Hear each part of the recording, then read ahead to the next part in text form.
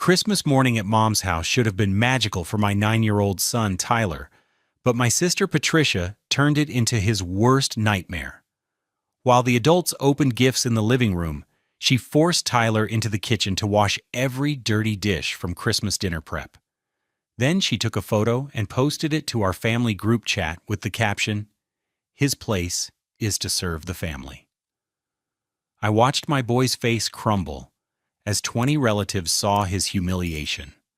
My parents' reaction changed everything. The notification sound from my phone felt like a gunshot in the festive silence of Mom's living room. I glanced down and saw the family group chat lighting up with messages. My blood turned to ice when I saw that photo of Tyler, standing at the kitchen sink, his small hands submerged in soapy water, his shoulders hunched with embarrassment. Patricia had captured him from behind, making him look even smaller and more vulnerable against the backdrop of our childhood home's oversized kitchen. But it was the caption that made my vision blur with rage. His place is to serve the family. 7 words that felt like a knife twisting in my chest. I shot up from the couch so fast that wrapping paper scattered across the hardwood floor. Mom looked up from her new silk scarf with mild annoyance. "Abram, what's gotten into you? You look like you've seen a ghost." I couldn't speak. I just held out my phone showing her Patricia's post. Mom squinted at the screen, then her face broke into a wide smile. Oh, how wonderful Patricia's teaching Tyler some responsibility. That boy needs structure in his life. Dad leaned over Mom's shoulder to look his reading glasses sliding down his nose. He chuckled warmly. Good for Patricia. Someone needs to show that kid the value of hard work.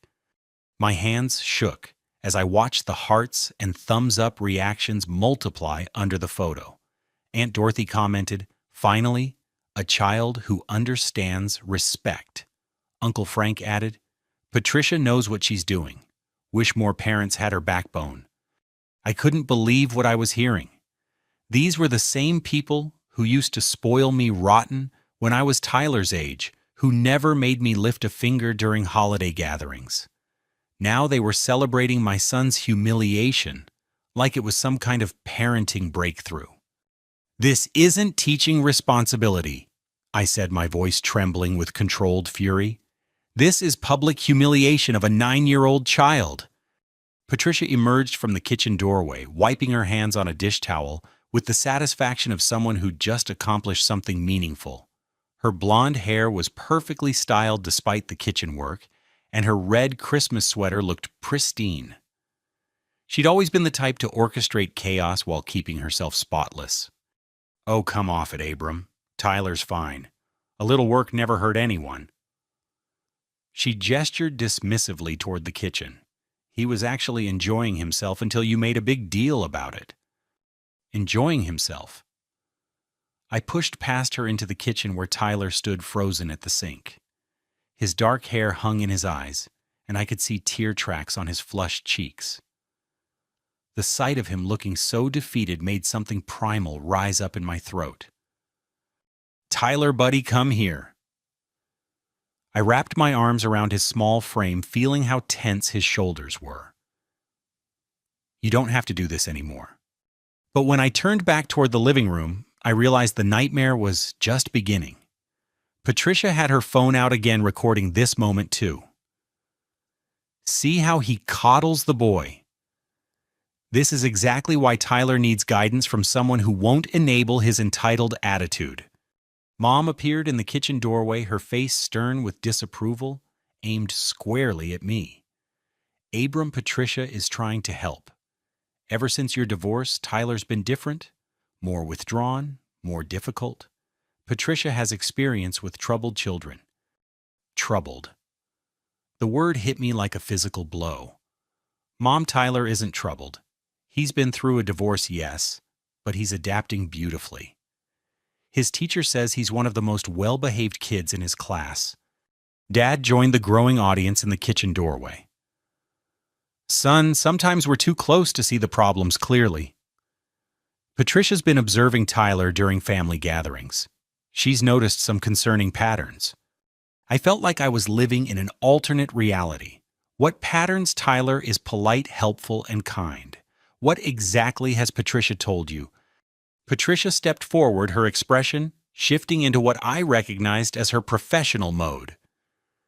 She worked as a child development specialist, and she wielded that credential like a weapon whenever she wanted to sound authoritative. Tyler shows signs of oppositional behavior, attention-seeking, through victim narratives and resistance to appropriate boundaries. The divorce has clearly disrupted his understanding of family hierarchy and respect for adult authority. Every word felt calculated to wound. I looked around the kitchen at my family's faces, seeing their nodding agreement with Patricia's assessment. These people had known Tyler since birth, had watched him grow from a babbling infant into a bright, curious boy. How could they so easily accept this warped version of who he was? "That's complete nonsense," I said, but my voice sounded weak even to my own ears. Tyler is none of those things. Patricia pulled up more photos on her phone. Look at Thanksgiving. Tyler refused to help clear the table when asked. At Uncle Bob's birthday party, he didn't want to share his toys with the younger cousins immediately. Last Easter, he questioned why he had to give up his seat for Grandma when there were other empty chairs. She presented each incident like evidence in a court case, and I watched my parents' faces grow more convinced with each example. But I remembered those moments differently. At Thanksgiving, Tyler was exhausted from a long day and had already helped set the table. At Uncle Bob's party, he'd been protective of a special toy his mom had given him before moving away. At Easter, he'd simply asked why he specifically had to move when there were other options. "Those are normal childhood responses," I protested. "You're twisting innocent moments into evidence of behavioral problems." Mom shook her head sadly. "Honey, you're not seeing this clearly. Patricia has been documenting these incidents because she cares about Tyler's development. She's trying to help him become a respectful young man." The word documenting sent a chill down my spine. I looked at Patricia, who was watching my reaction with unmistakable satisfaction. She'd been building a case against my son, collecting evidence to support her narrative that Tyler was a problem child who needed her intervention. Tyler tugged at my shirt, his voice barely a whisper. "Daddy, can we go home now? I don't feel good." Looking down at his pale face and anxious eyes, I made a decision that would define the next 6 months of our lives. "Yes, buddy, we're leaving." Patricia's voice followed us as I gathered our coats. "Running away won't solve Tyler's problems, Abram. He needs consistency and boundaries, not constant rescue from consequences." As we walked to the car, Tyler's small hand gripping mine tightly, I realized that Christmas morning had revealed a truth I'd been too blind to see. My sister hadn't just humiliated my son with that photograph. She'd been systematically poisoning my family against Tyler for months, positioning herself as his savior, while painting him as a problem that needed solving. The family group chat was still buzzing with supportive messages for Patricia's tough love approach when I finally turned off my phone. But the damage was already done. 20 relatives had seen that photo, read that caption, and agreed that my 9-year-old son's place was to serve the family. What I didn't know yet was that Patricia's campaign against Tyler went far deeper than family politics. She'd been working behind the scenes for months, and Christmas Day was just her public victory lap. The drive home from Mom's house passed in heavy silence. Tyler stared out the passenger window, his breath fogging the glass, as we wound through the snow-covered streets of our small Connecticut town. I kept glancing at his reflection, seeing the way his jaw was clenched tight, fighting back tears he was too proud to shed in front of me. When we pulled into our driveway, Tyler finally spoke. "Dad, why does Aunt Patricia hate me?" The question hit me like a punch to the gut. I turned off the engine and shifted to face him fully. "Buddy, Patricia doesn't hate you. She's just—" I struggled for words that wouldn't sound like lies. "She has strong opinions about how children should behave." But she doesn't make Emma and Jack wash dishes. They got to play video games all afternoon while I scrubbed pots." His voice cracked slightly. "And Grandma and Grandpa think I'm bad now." I wanted to deny it to reassure him that his grandparents loved him unconditionally. But the memory of their faces in that kitchen, the way they'd nodded along with Patricia's assessment, made the words stick in my throat. That night, after Tyler finally fell asleep, I did something I'd never done before.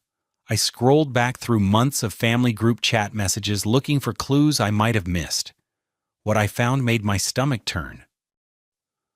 October 15th, Patricia had posted a photo from Tyler's cousin Emma's birthday party with the caption, "Teaching moments everywhere. Some children understand gratitude, others need more guidance." The photo showed Tyler sitting alone on a couch, looking overwhelmed by the chaos of screaming kids and party games. But Patricia had framed it as him being antisocial and ungrateful. November 3rd. After our family dinner at Dad's favorite restaurant, Patricia had shared her observations about Tyler's concerning behavior. She'd written a lengthy post about how Tyler had asked for a different seat when placed next to his loud toddler cousin, and how this showed inflexibility and self-centeredness. The family had responded with concerned emojis and supportive messages about Patricia's professional insights. November 20th, Patricia had documented Tyler's refusal to participate in the family flag football game, complete with photos of him sitting on the sidelines. But I remembered that day differently. Tyler had twisted his ankle early in the game and was nursing a minor injury. Patricia had somehow twisted his legitimate need to rest into evidence of antisocial tendencies. December 10th, the most damning post of all. Patricia had written about Tyler's emotional manipulation tactics after he'd cried when his cousins excluded him from their secret club. She'd analyzed his tears as calculated attempts to gain adult sympathy and recommended that family members not reinforce this behavior by comforting him. Each post had garnered supportive responses from aunts, uncles, and grandparents who trusted Patricia's professional expertise. They'd praised her for keeping an eye on Tyler's development and thanked her for helping Abram see the situation clearly.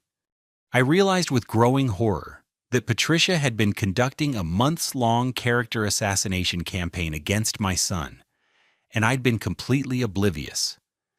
Every family gathering, every casual interaction, every childhood mistake had been documented and reframed as evidence of Tyler's supposed behavioral problems. But it got worse, much worse.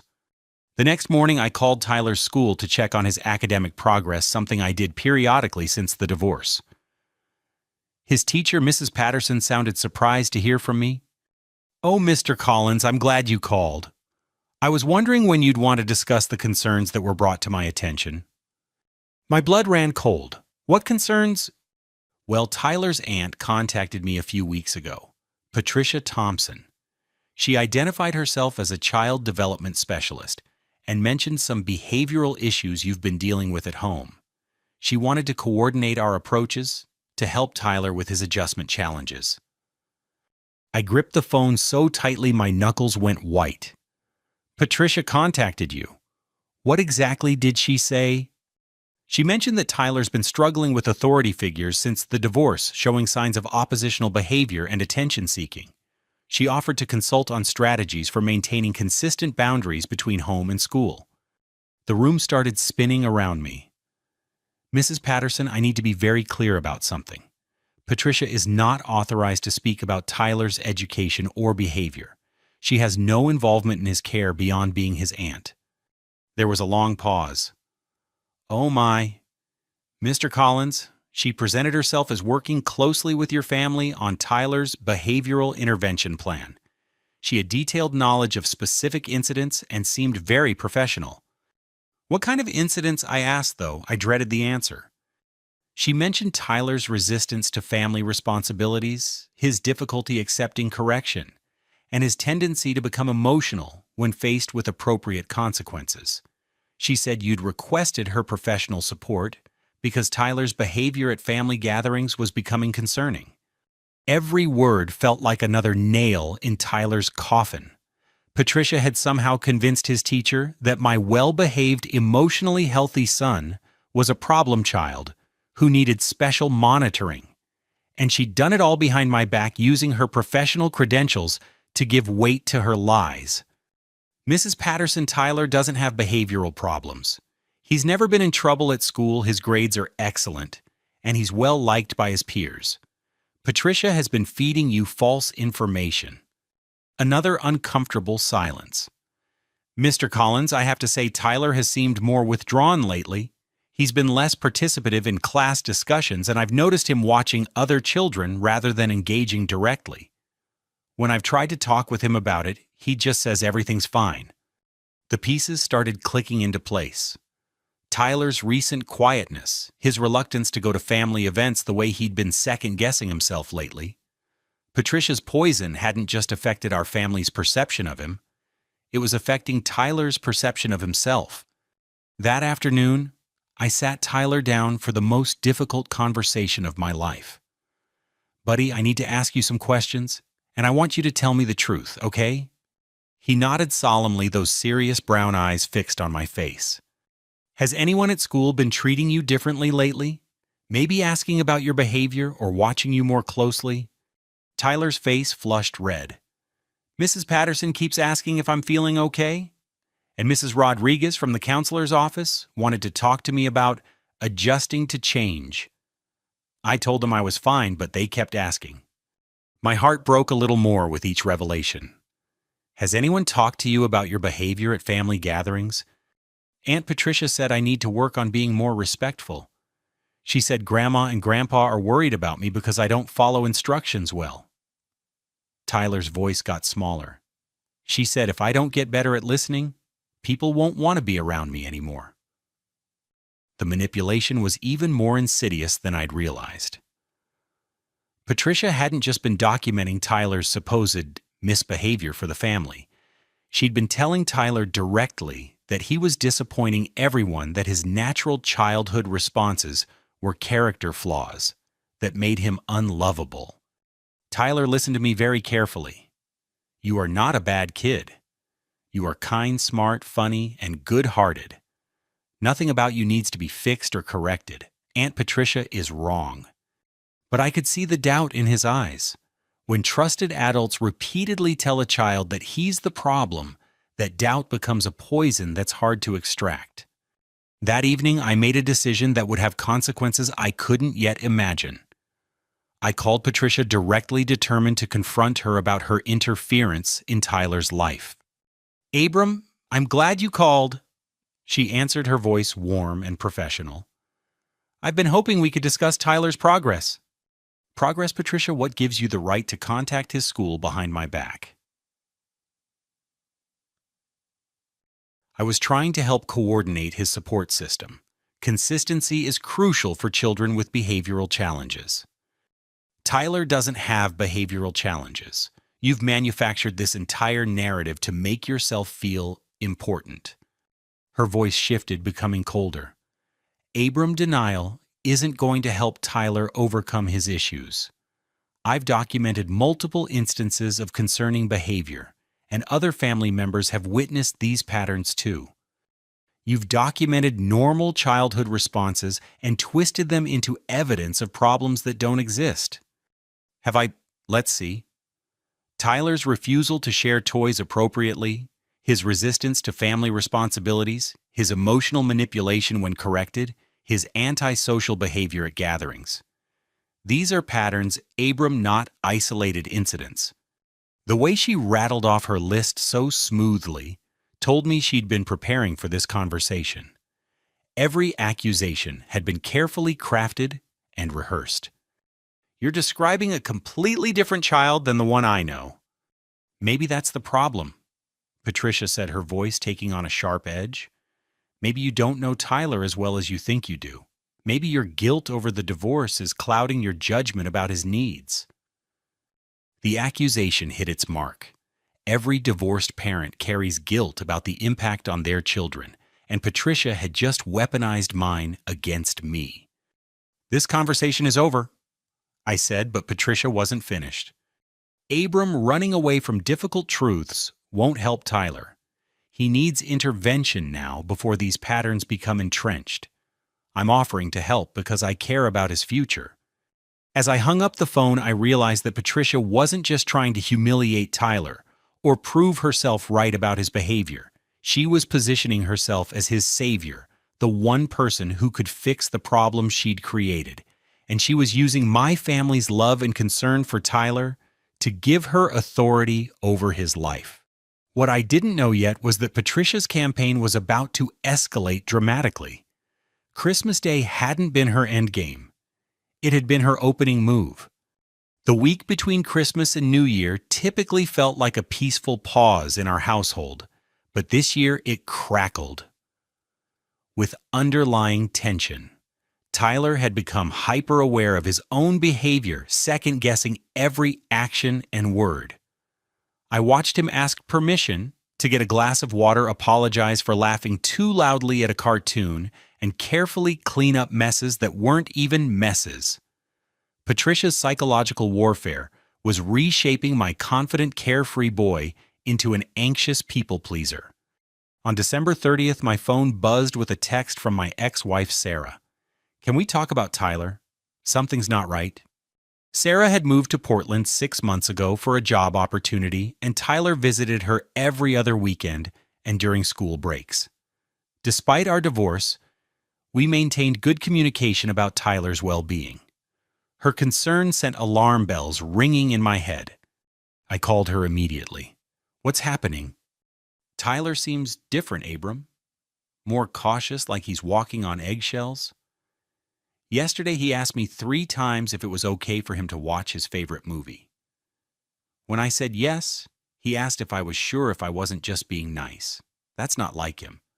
Sarah had always been intuitive about Tyler's emotional state. During our marriage, she'd been the one to notice when something was bothering him at school or with friends. Her observation confirmed what I'd been seeing at home. "There's something else," she continued. "I got a call from a guidance counselor at Tyler's school. Apparently there are concerns about his adjustment to the divorce and some behavioral issues that need monitoring." The blood drained from my face. "What kind of monitoring?" "They want to implement a behavior tracking system and regular check-ins with the school psychologist. The counselor said a family member with child development expertise had reached out with recommendations for supporting Tyler through this difficult transition." Patricia had expanded her reach beyond our family circle and Tyler's teacher. She was now influencing his permanent school record, potentially affecting his educational future with her fabricated concerns. Sarah listened to me carefully. Tyler doesn't need behavioral monitoring or psychological intervention. Patricia has been systematically lying about Tyler's behavior to anyone who will listen. I explained the Christmas incident, the months of documented character assassination, and Patricia's unauthorized contact with Tyler's school. Sarah's silence stretched so long, I thought the call had dropped. "Abram, this is serious. If she's making false reports about Tyler's mental health that could follow him for years, we need to shut this down immediately." But when I called the school the next morning, I discovered that stopping Patricia's influence wouldn't be as simple as explaining the truth. The guidance counselor, Mrs. Rodriguez, was sympathetic but cautious. "Mr. Collins, I understand your concern about unauthorized contact, but the information provided was consistent with some observations our staff has made independently." "What observations?" "Tyler has been more withdrawn in social situations, less likely to volunteer in class, and he seems to be watching other children's reactions before responding to adult requests. These could be signs of anxiety or uncertainty about appropriate behavior." I wanted to scream that, of course, Tyler was uncertain about appropriate behavior.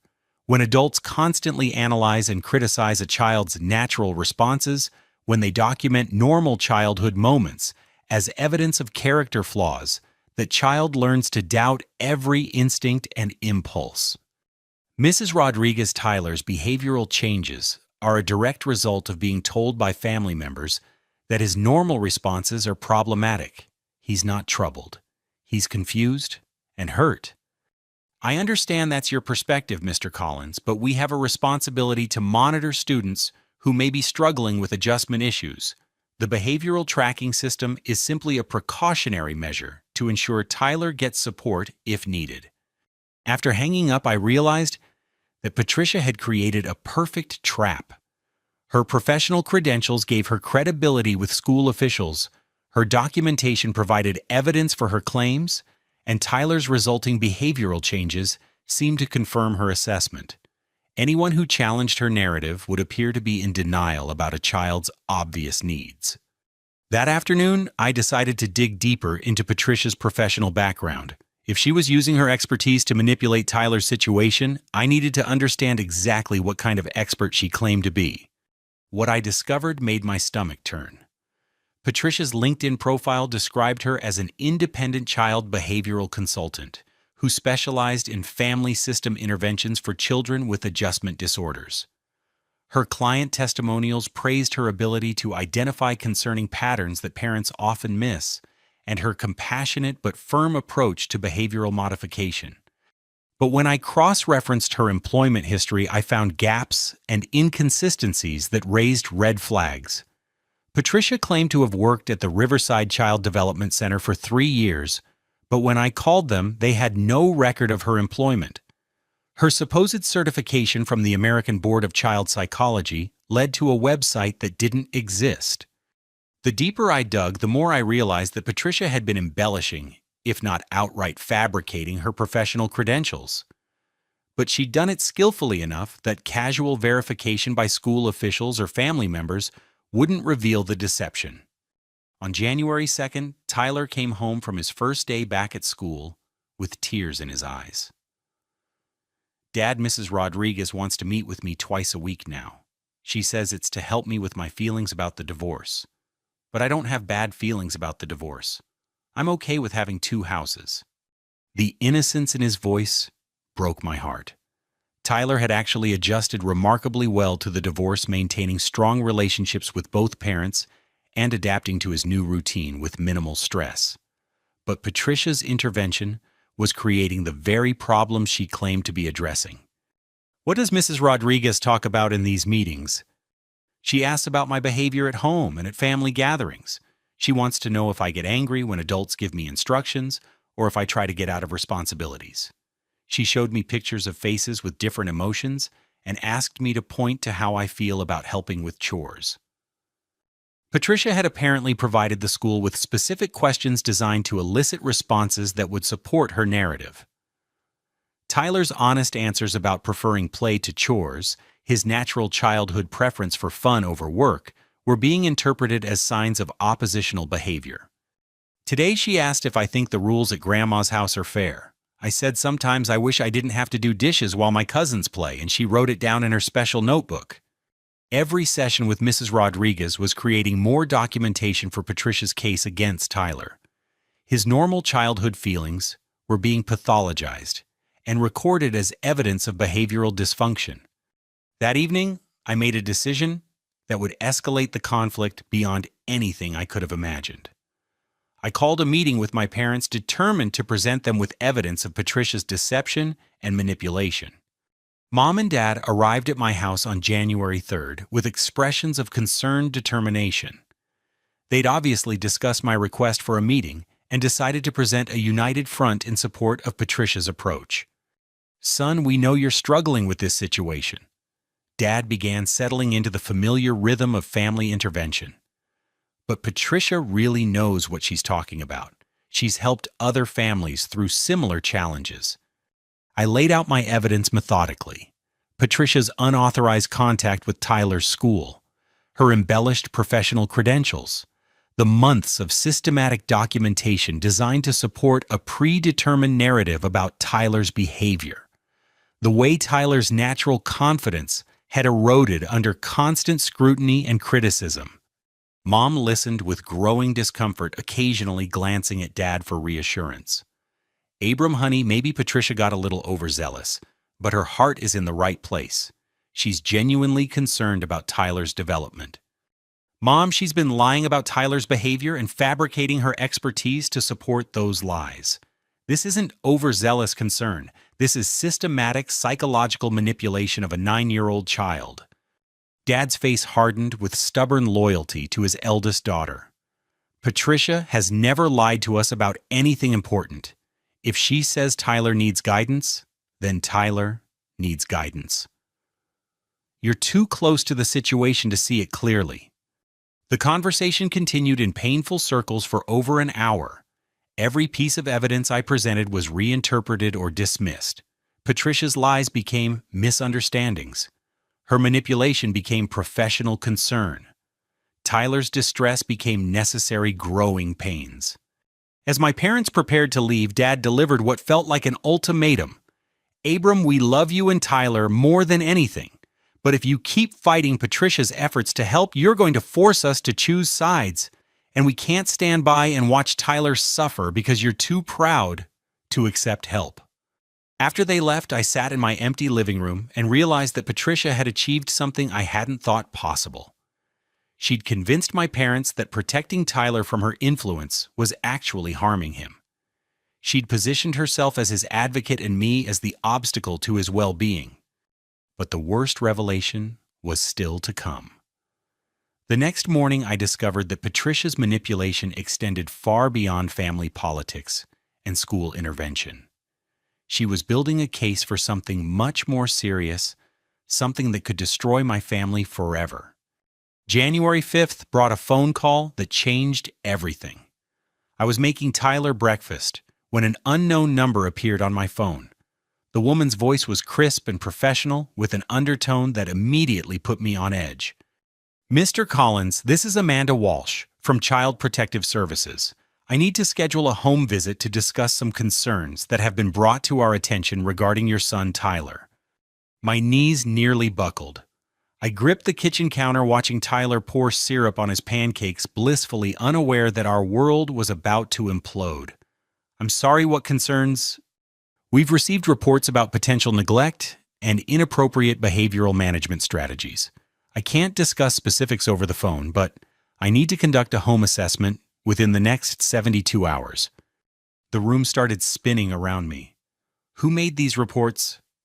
I can't reveal the identity of reporters, Mr. Collins, but I can tell you that multiple sources have expressed concern about Tyler's well-being. Please understand that this is a routine investigation, but your cooperation is mandatory. After scheduling the visit for January 8th, I sat across from Tyler at our breakfast table and tried to process what was happening. Someone had convinced Child Protective Services that I was an unfit father. Given everything that had happened over the past weeks, there was only one person with both the motivation and the fabricated evidence to make such a report. Patricia had gone nuclear. That afternoon, while Tyler was at school, I called every family member I could think of, desperate to understand who else might have been convinced to support Patricia's campaign. The conversations were eerily similar. Everyone had heard about Tyler's behavioral issues. Everyone believed Patricia's professional assessment. Everyone thought I was in denial about my son's needs. But it was my conversation with Uncle Frank that revealed the true scope of Patricia's manipulation. Abram.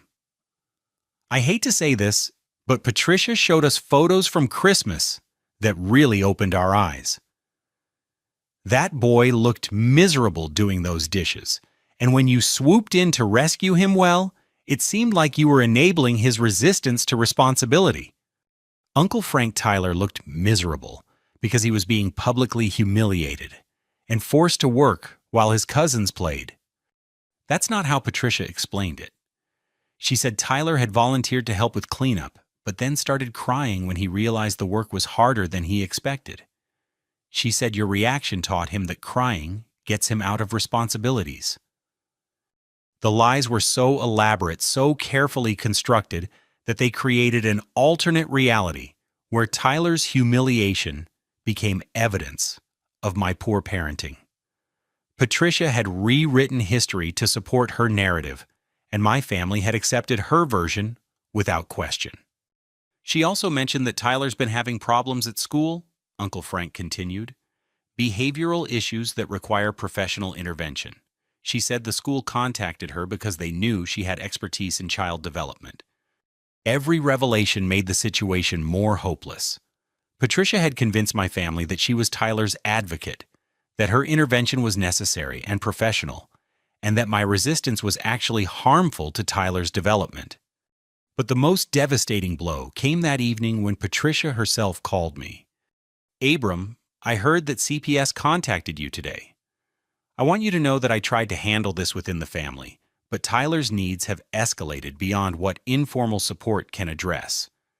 The casual way she admitted her involvement made my vision blur with rage. "You called Child Protective Services on me. Your own brother?" "I called them about Tyler. This isn't about you, Abram. It's about a child who needs intervention that you're refusing to provide."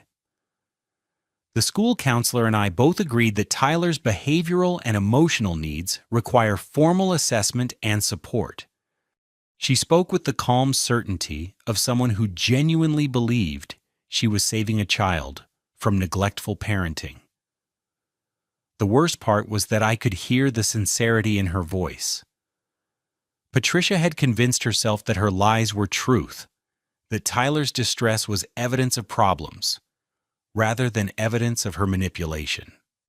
"Patricia, you've destroyed Tyler's confidence, poisoned our family against him, interfered with his education, and now you're trying to have him removed from my custody. How is any of that helping him?" "Abram, listen to yourself. You're more concerned about your own reputation than Tyler's well-being. A responsible parent would welcome professional evaluation if it could help their child." The conversation continued for 20 minutes, with Patricia calmly explaining how every action she'd taken was motivated by love and professional concern for Tyler's development.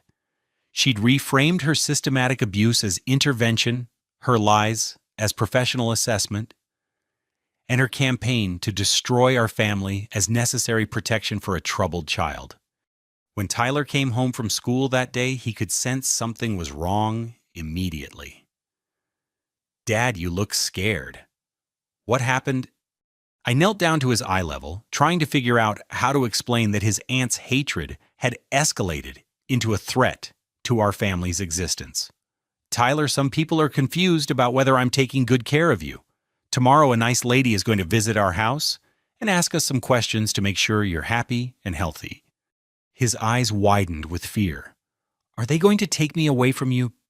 The terror in his voice made my chest tight with grief and rage. "No, buddy.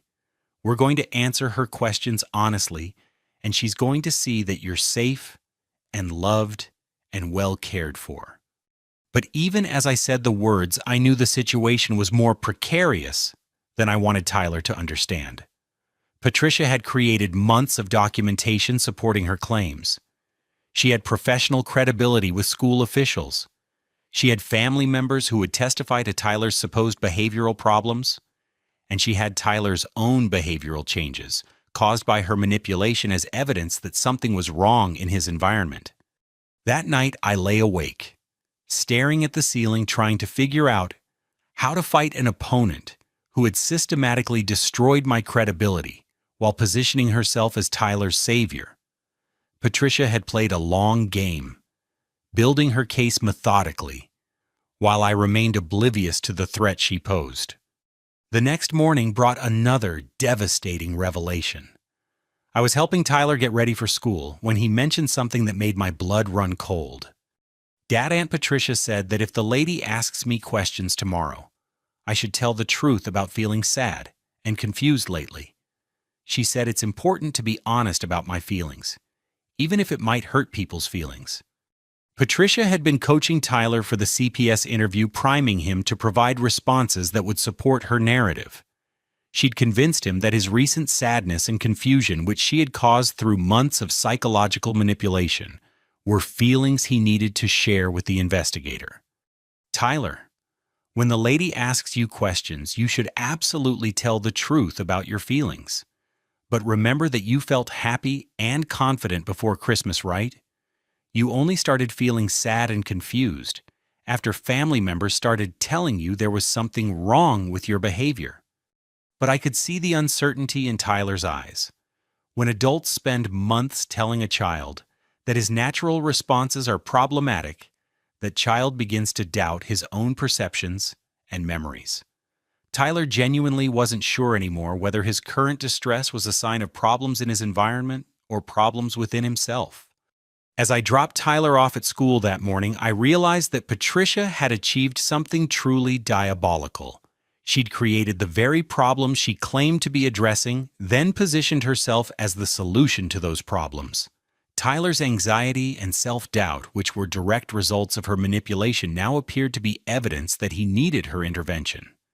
The CPS investigation was scheduled for the next day, and I had less than 24 hours to figure out how to defend against an opponent who had spent months building her case while destroying mine. What I didn't know yet was that Patricia had made one crucial mistake in her campaign against Tyler and me. In her confidence that she had won, she was about to overplay her hand in a way that would expose the true nature of her motivations. The morning of January 8th arrived gray and cold, matching my emotional state as I prepared for the most important conversation of my life. Amanda Walsh from Child Protective Services was scheduled to arrive at 10 a.m., and I'd spent the previous night organizing documentation of Tyler's academic success medical records, showing his good health and character references from teachers and neighbors. But I knew that my evidence would pale in comparison to Patricia's months of systematic documentation and professional credibility. I needed something more powerful than defensive explanations. I needed to go on the offense. At 9:30, while Tyler was safely at school, I made a decision that felt desperate, but necessary. I called the Riverside Child Development Center the facility, where Patricia claimed to have worked for 3 years. I'm calling to verify employment for Patricia Thompson, who says she worked there from 2018 to 2021, I told the Human Resources representative. I'm sorry, but we have no record of anyone by that name in our employment database. Are you sure you have the correct facility? The confirmation of Patricia's fabricated credentials gave me the first piece of ammunition I needed. But it wasn't enough to derail a CPS investigation based on multiple reports and documented behavioral concerns. Amanda Walsh arrived precisely on time, a middle-aged woman with kind eyes and a professional demeanor that immediately put me at ease. She explained the investigation process clearly and began her assessment with questions about Tyler's routine health and general well-being. Mr. Collins, I want you to know that these reports came from multiple sources who expressed genuine concern about Tyler's emotional state and behavioral development. Can you help me understand what might be causing these concerns? I took a deep breath and laid out the entire story. Patricia's months-long campaign of character assassination, her unauthorized contact with Tyler's school, her fabricated professional credentials, the systematic manipulation that had transformed my confident son into an anxious, self-doubting child. Amanda listened without interruption, taking detailed notes and occasionally asking clarifying questions. When I finished, she was quiet for a long moment. Mr. Collins, these are serious allegations. If accurate, they suggest that the reports we received may be part of a targeted harassment campaign rather than legitimate child welfare concerns. How can I prove that to you? I'll need to conduct my own independent assessment of Tyler's well-being and interview him without coaching from any family member. I'll also need to verify the claims about fabricated credentials and unauthorized school contact. When Tyler came home from school that afternoon, Amanda conducted her interview with him in our living room, while I waited anxiously in the kitchen. Through the doorway, I could see Tyler's animated expressions as he talked about his friends, his favorite subjects, and his hobbies. For the first time in weeks, he looked like his old self, comfortable and confident in his own home environment. After an hour, Amanda called me back into the room. Tyler, can you tell your dad what you told me about feeling sad lately? Tyler looked between us, his young face serious with concentration. I told Miss Walsh that I started feeling bad after Christmas because Aunt Patricia said I was being disrespectful and needed to learn better behavior. But I don't understand what I did wrong because I was trying to be good. Amanda turned to me. Mr. Collins, based on my assessment, Tyler appears to be a well-adjusted child who's experiencing anxiety due to external pressures and criticism.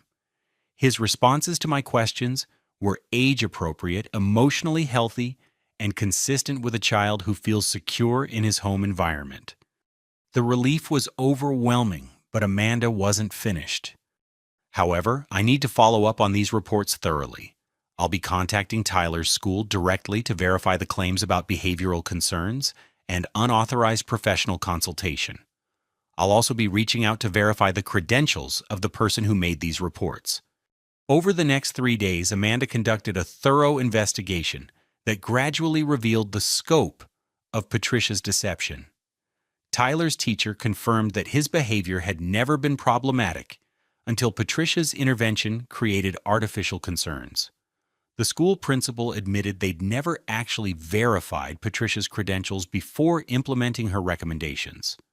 Most damaging to Patricia's case, Amanda discovered that the supposed professional certification Patricia claimed didn't exist, and the organization that allegedly granted it had no record of her membership. On January 11th, Amanda called with news that changed everything. Mr. Collins, I'm closing the investigation with no findings of neglect or abuse. Based on my assessment, Tyler is thriving in your care, and the reports we received appear to be unfounded. However, I'm required to document that this case involved false reporting, which is a serious matter. What does that mean for Patricia? False reporting to Child Protective Services is a criminal offense. The evidence suggests that these reports were made in bad faith, possibly as part of a personal vendetta, rather than genuine child welfare concerns. I'll be referring this case to law enforcement for potential prosecution. But even as I celebrated this victory, I knew that Patricia wasn't finished. That evening, she called me with a desperation I'd never heard in her voice before. Abram, we need to talk. The CPS investigation has gotten out of hand, and I think there's been some misunderstanding about my involvement. There's no misunderstanding, Patricia. You filed false reports to try to have Tyler removed from my custody. That's not what happened. I was genuinely concerned about Tyler's well-being, and I may have relied on some outdated information about my professional background. But everything I did was motivated by love for Tyler. The conversation revealed something I hadn't expected. Patricia genuinely seemed to believe her own lies. She'd convinced herself so thoroughly that Tyler needed her intervention that she couldn't see the manipulation and abuse she'd inflicted on a 9-year-old child. Patricia, your love for Tyler has traumatized him and nearly destroyed our family.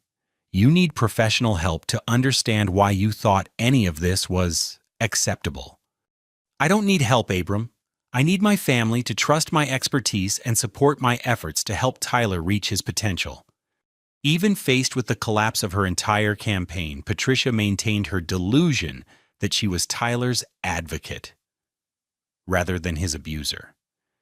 It was a level of self-deception that made me realize she might be genuinely unstable rather than simply manipulative.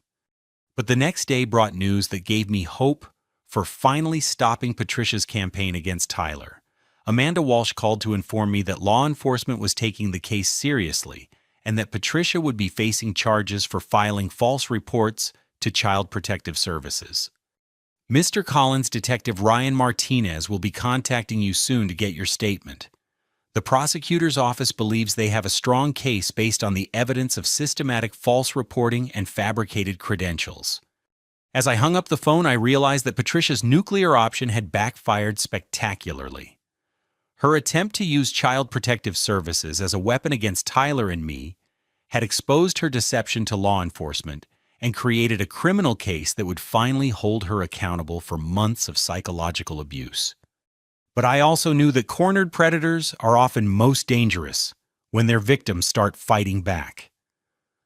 Patricia's next move would determine whether this nightmare was finally ending or about to escalate beyond anything we'd experienced so far. Detective Ryan Martinez was a compact man with graying hair and eyes that missed nothing. When he arrived at my house on January 13th to take my statement, he brought with him a thick folder of evidence that Amanda Walsh had compiled during her investigation.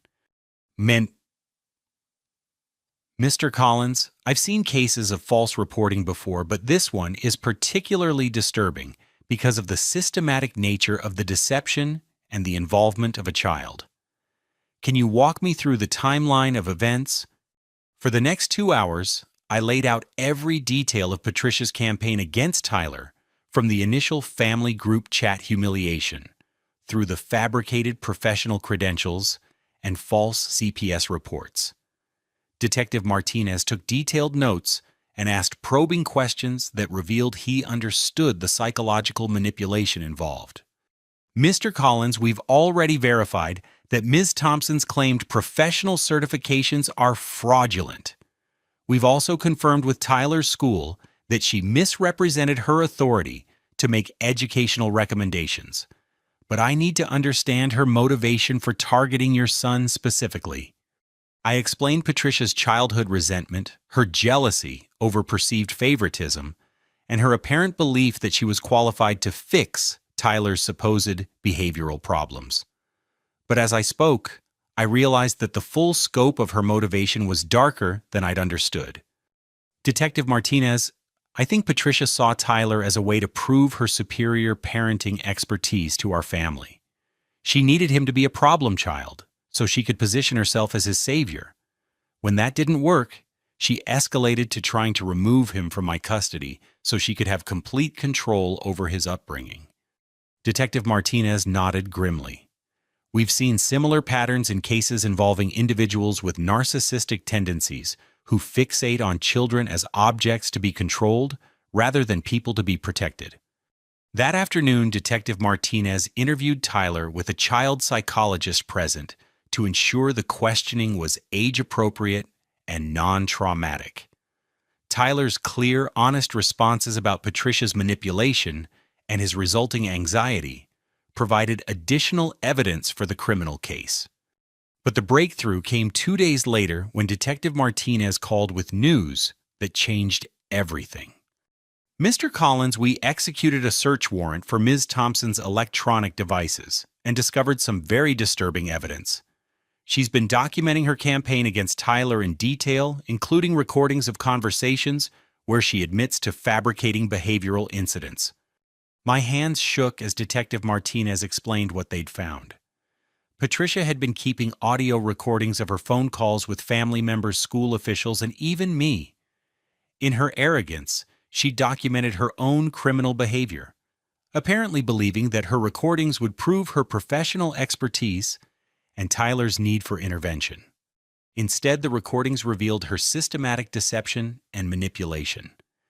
In one conversation with my mother, Patricia admitted to exaggerating Tyler's responses to create clearer examples of problematic behavior. In another call with Tyler's school counselor, she acknowledged that some of her professional credentials were pending verification while presenting herself as a fully qualified expert. Most damaging of all, Patricia had recorded herself coaching Tyler before family gatherings, instructing him on how to respond to adult requests in ways that would appear defiant or inappropriate. She'd been literally teaching him behaviors that she could then document as evidence of his supposed problems. Mr. Collins, these recordings provide clear evidence of child psychological abuse fraud and filing false reports. The prosecutor's office is preparing charges that could result in significant jail time. But Patricia's downfall accelerated beyond the criminal investigation. Word of her fraudulent credentials spread quickly through our small community, destroying her reputation as a child development expert. Families who had paid her for consultations demanded refunds and threatened their own legal action. The most satisfying reversal came from within our own family. When Detective Martinez interviewed my parents about Patricia's campaign, they were forced to confront recordings of her admitting to fabricating evidence against Tyler. Mom called me in tears after hearing Patricia's voice casually discussing how to manufacture more compelling examples of Tyler's defiance. Abram, honey, I'm so sorry. We trusted Patricia because she's our daughter and because she seemed so professional and knowledgeable. We never imagined she could lie so convincingly about Tyler. Dad's apology was more difficult for him, but equally heartfelt. Son, I failed Tyler as his grandfather. I let Patricia convince me that his normal childhood behavior was problematic, and I supported her campaign against an innocent little boy. I don't know how to make this right. The family group chat that had once celebrated Tyler's Christmas humiliation became a stream of apologies and expressions of support. Relatives who had praised Patricia's tough love approach were horrified to learn they'd been manipulated into participating in psychological abuse of a 9-year-old child. But the most dramatic reversal came from Patricia's own husband, Marcus. Detective Martinez interviewed him as part of the investigation, and Marcus revealed that he'd been growing increasingly uncomfortable with Patricia's obsession with Tyler over the past months. She talked about Tyler constantly, Marcus told Detective Martinez. She'd analyze every interaction they had, looking for signs of disrespect or defiance. When I suggested maybe Tyler was just being a normal kid, she'd lecture me about enabling problematic behavior patterns. Marcus filed for divorce 3 days after Patricia's arrest, seeking full custody of their twin daughters and requesting a restraining order to prevent Patricia from unsupervised contact with any children. His testimony about Patricia's escalating obsession with controlling Tyler provided additional evidence for the prosecution's case. The criminal charges against Patricia were filed on January 20th, 3 counts of filing false reports to Child Protective Services fraud related to misrepresenting professional credentials and child psychological abuse. The prosecutor, a woman named Claire Stevens, who specialized in crimes against children, explained to me that Patricia's systematic campaign represented one of the most elaborate cases of psychological abuse she'd ever prosecuted. Mr. Collins, your sister-in-law, didn't just lie about Tyler's behavior. She engaged in a sustained campaign of psychological warfare against a child using manipulation techniques designed to destroy his confidence and self-worth. The recordings we recovered show a level of premeditation and malice that goes far beyond family dysfunction. But even as Patricia faced serious criminal charges, she continued to maintain her innocence and professional authority. According to Detective Martinez, she insisted during her arrest interview that Tyler genuinely needed intervention and that her methods, while perhaps overzealous, were motivated by legitimate professional concerns. She seems genuinely unable to recognize that she's been abusing Tyler rather than helping him, Detective Martinez explained. In her mind, she's the victim of a family that refuses to accept her expertise. Patricia's delusion extended to her legal defense strategy. Her attorney attempted to argue that she was a concerned professional who had made some procedural errors but had never intended to harm Tyler. The strategy collapsed when the prosecution played recordings of Patricia admitting to fabricating evidence and coaching Tyler to display problematic behaviors. As Patricia's trial date approached, I focused on helping Tyler heal from months of psychological manipulation. With the truth finally exposed, Tyler's natural confidence began returning gradually. He stopped apologizing for normal childhood behaviors, started expressing his opinions without fear of criticism, and began looking forward to family gatherings again. But the most meaningful moment came when Tyler asked me a question that showed how much he'd grown through this ordeal. Dad, why did Aunt Patricia want everyone to think I was bad? What did I do to make her hate me? I explained that Patricia's actions had nothing to do with Tyler's behavior and everything to do with her own psychological problems. Some adults have trouble accepting that children are just learning and growing, Tyler. Aunt Patricia wanted to control how you developed instead of letting you be yourself. Tyler thought about this for a long moment. So when adults say kids are bad, sometimes it's really the adults who have problems.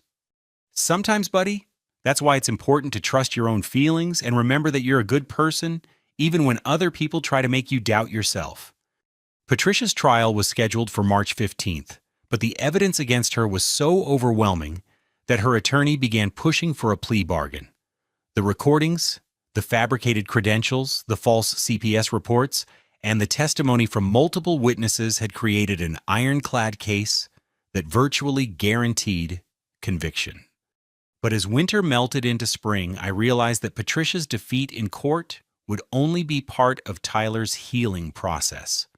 The real victory would come when my son fully understood that he was loved, valued, and protected by people who saw his true worth rather than manufactured flaws.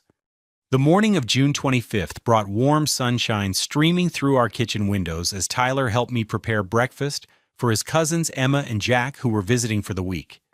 But this time, Tyler's kitchen work was voluntary, joyful, and shared equally with his cousins. The contrast to Christmas morning 6 months earlier couldn't have been more dramatic. Patricia's trial had concluded 3 weeks earlier with her conviction on all charges.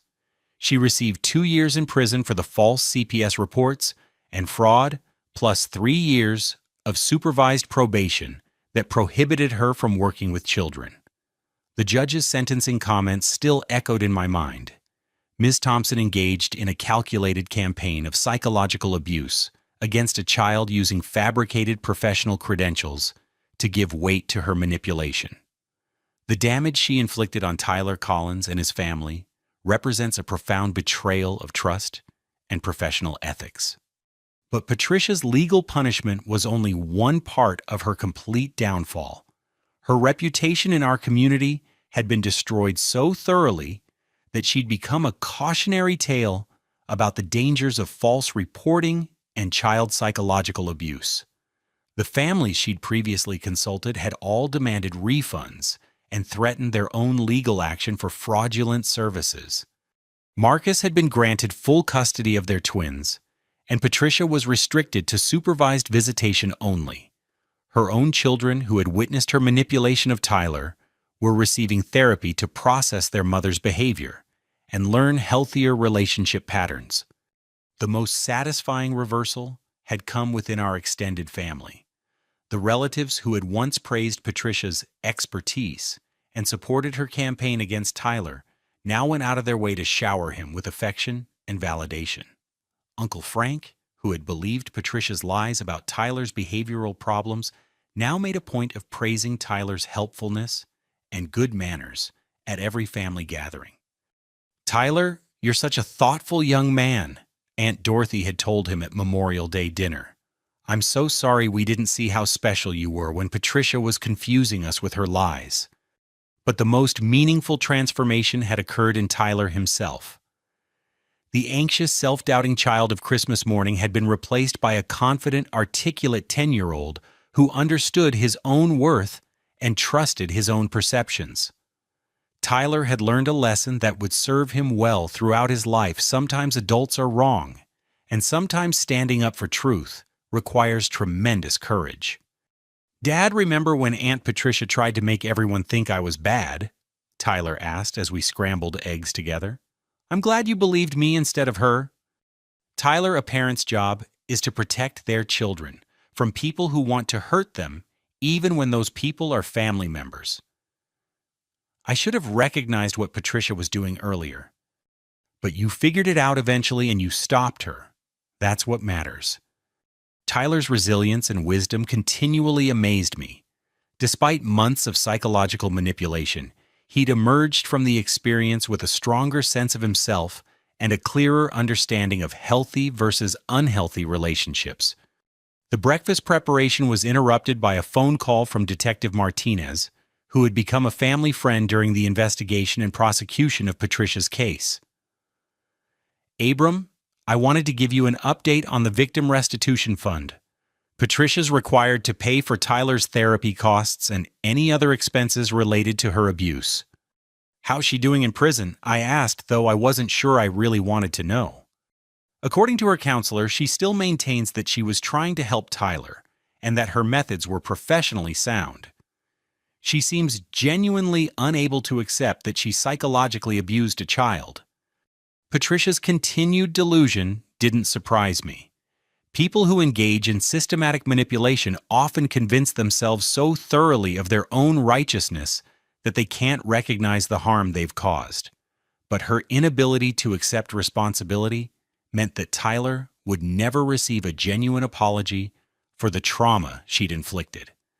Detective Martinez Tyler's doing so well now that I don't think he needs Patricia's apology to heal completely. He's learned to trust himself and recognize manipulation when he sees it. That's a better outcome than any forced apology could provide. After hanging up, I reflected on how much our lives had changed since Christmas morning. Tyler's relationship with his grandparents had been rebuilt on a foundation of honesty and mutual respect. His school performance had improved dramatically once the artificial behavioral concerns were removed from his record. Most importantly, Tyler had learned that he was worthy of protection and that adults who truly cared about him would listen to his concerns rather than dismiss them. The morning's most touching moment came when Tyler's cousin Emma asked him to teach her how to wash dishes properly. "Tyler's really good at kitchen stuff," she told me proudly. "He showed me how to get all the soap bubbles off without wasting water." The same activity that had been used to humiliate Tyler 6 months earlier had become a source of pride and connection with his cousins. Patricia's weapon of shame had been transformed into an opportunity for Tyler to demonstrate competence and helpfulness. Later that afternoon, Sarah arrived to pick up Tyler for their summer vacation trip to California. Our co-parenting relationship had been strengthened by surviving Patricia's attempt to destroy our family, and Sarah's support during the legal proceedings had been invaluable. "Abram Tyler seems like a completely different child than he was 6 months ago," she observed. "He's confident, talkative, and excited about life again." "You did an amazing job protecting him from Patricia's manipulation." "We both did," I corrected.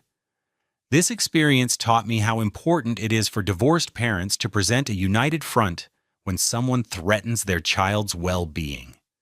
As Tyler packed his suitcase for the California trip, he made a comment that encapsulated everything he'd learned from surviving Patricia's psychological warfare.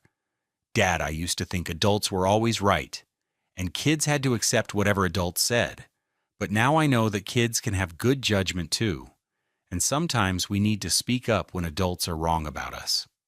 That wisdom would serve Tyler well throughout his life, protecting him from future manipulation and giving him the confidence to trust his own perceptions even when authority figures disagreed with him.